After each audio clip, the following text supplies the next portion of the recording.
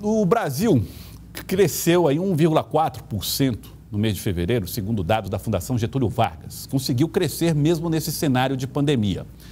Os números de fevereiro foram comparados com o mês anterior, janeiro, o que é um passo importante dado por uma economia que tem tido decréscimo, ou crescimento negativo nesses últimos tempos, nesses últimos anos. Com a pandemia isso agravou-se. Mas existe uma preocupação. Será que nós todos aqui, estamos dispostos a consumir? O que aponta a pesquisa? Eu estou recebendo aqui o professor Antônio Cláudio, ele que é um especialista em economia e vai trazer informações para nós a respeito desse comportamento das pessoas. Professor Antônio Cláudio, boa tarde, obrigado por atender aqui o convite do Jornal do Piauí. Primeira pergunta que eu gostaria de fazer para o senhor é: devemos nos animar com esses números de fevereiro? De fato, houve um crescimento se comparado com janeiro? Boa tarde, Gelson. Boa tarde aí, o telespectador da Cidade Verde. Gelson, não, porque esses números são comparados a uma realidade que ela foi muito difícil, que foi o ano de 2020. Pra você ter uma ideia, no segundo trimestre de 2020, o nosso PIB caiu 9,1%. Então, quando eu comparo com o mês anterior, eu estou comparando com algo que já foi fraco. Então, eu não posso, tem que ter muito cuidado com esses números quando eles são apresentados. Mas tem uma parte boa. Qual? É que eu estou crescendo. Mesmo comparando a um mês fraco, isso é uma tendência de melhora da economia. Então, nós não podemos também ser tão pessimistas, acredito que o mercado vai se adaptando à pandemia e nós vamos crescendo, mesmo que pouco, mas gradativamente. Bom, esse crescimento foi modesto, já seria modesto, 1,4%, mas comparado com um período ruim, como o senhor colocou. Agora, teve algum segmento, algum setor da economia que experimentou crescimento maior nesse período? Tem. Nós temos aí a agropecuária, que cresceu muito mais com 1,4%, Temos o setor de serviço, que acabou crescendo mais com 1,4%. E o setor de serviços tem uma particularidade muito grande, Ele cresceu na parte da informação e na parte financeira. Ou seja, como todo mundo tem ficado em casa, o serviço de internet, telefonia celular, televisões via internet, tudo isso aumentou muito. E isso acaba gerando um aspecto positivo na economia. O outro é a questão da intermediação financeira, Empréstimos consignados, empréstimos automatizados para pessoas e empresas, utilização de cartão de crédito, isso também aumentou de maneira sistemática. Para você ter uma ideia, os seus telespectadores terem uma ideia, a liberação de consignado, em média no Brasil, é 2, 3 bilhões. Em dezembro do ano passado, chegou a 13 bilhões.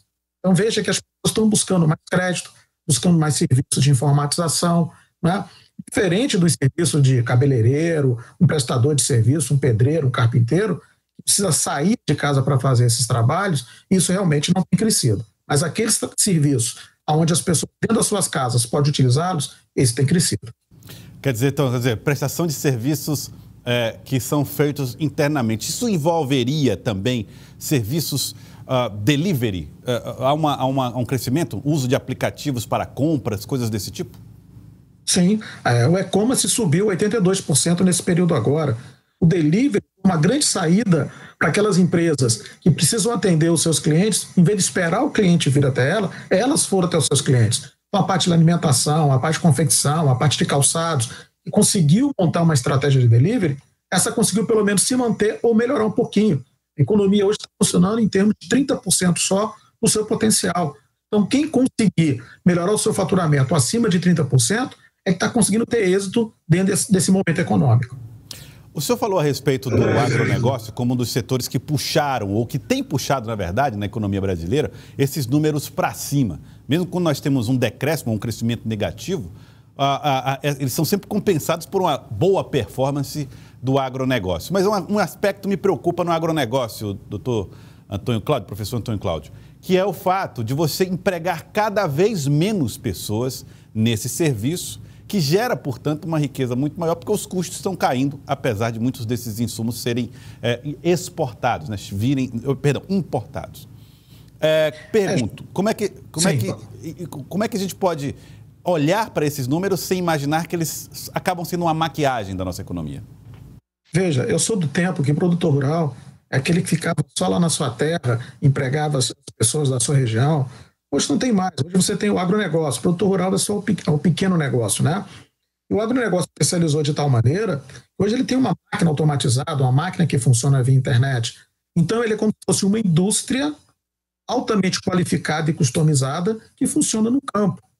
Isso acaba impactando a oferta de serviços na área rural. Cada vez mais o empregado rural tem que ser especializado. Ou seja, eu vi uma reportagem com uma pessoa do Paraná para o Mato Grosso, e ele é especialista em colheitadeira, uma colheitadeira especial que funciona por sinal de internet. Então ele saiu de lá da cidade dele ganhando 2, 3 mil reais para ganhar 8 mil reais controlando uma colheitadeira dessa. Então, respondendo diretamente à sua pergunta, a tendência é o campo que ficar cada vez mais profissionalizado, mais informatizado, gerar menos emprego e ter mais produtividade. Então isso vai acabar forçando um maior êxito rural para as cidades, especialmente para trabalhar na área comercial. O senhor, a mesma pesquisa que fala a respeito desse impacto, né, desse crescimento de 1,4%, aponta também para uma tendência do brasileiro de consumir menos. O brasileiro está com medo de consumir e o que é que isso deve acender de sinal de alerta para quem gera riqueza, para quem tem empresa, para quem vende produtos? Para todos nós. Veja, o maior consumo no Brasil é alimentação e bens duráveis, né? Geladeira, televisão, carro, comida, esse tipo de coisa. Com a pandemia, muitas dessas situações foram reduzidas. Pra você ter uma ideia, o Brasil tinha 10 milhões de miseráveis, hoje nós estamos com 14 milhões. Né? A classe média ela está reduzindo a sua capacidade de consumo, porque tem menos dinheiro em circulação. Então isso acaba influenciando o consumo. E tem outra, a comparação desse consumo dos 3% foi com janeiro e fevereiro do ano passado, que a pandemia ainda não tinha se consolidado. Né? A pandemia se consolidou a partir de março e abril de 2020. Então eu estou comparando algo que era um pouco maior no ano passado. Então esse número a gente tem que olhar com muito carinho agora. E realmente a sociedade brasileira está sendo obrigada a consumir menos? Claro que está. Né? O volume de dinheiro em circulação, especialmente para quem tem receita até 3, 4 mil reais, ele está muito menor. Fora a grande quantidade de pessoas que perderam o emprego durante esse período. Então isso tudo reflete negativamente na economia. É por isso, Gelson, que nós temos aí muitas pequenas empresas fechando. Elas atendiam esse público. Como esse público não está consumindo, ela também não consegue vender, isso acaba aumentando o desemprego num ciclo vicioso. Professor Antônio Cláudio, nós temos um governo que tem uma agenda mais liberal, menos intervencionista, com menos participação de recursos públicos injetados na economia, e aí não há nenhum tipo de juízo de valor, isso é uma agenda legítima do governo. Mas seria o momento de revisá-la? Esse momento agora é o momento de cada vez mais buscar por maior auxílio emergencial, compra de insumos da agricultura para fazer estoque. Essa é a hora do governo agir mais, aumentar um pouco o seu tamanho e a sua intervenção? Não é nem aumentar o tamanho, é fazer com que a economia gire, não é? É colocar mais dinheiro na economia. Para o governo isso é muito bom. Quanto mais dinheiro ele coloca na economia, maior aumenta os seus tributos, o que ele vai arrecadar. Então, é o momento dele efetivamente chegar para atuar junto com o empresariado, para gerar emprego, para gerar renda. Né? Mesmo sendo um governo liberal, chega um ponto que a liberalidade não te permite mais atender a sociedade como um todo. Então é nesse ponto que o recurso governamental, a atuação governamental, a estratégia governamental é importante para ela dar sustentação. Agora, é claro, eu não posso fazer isso só com capital de giro, eu tenho que fazer isso com capital de investimento.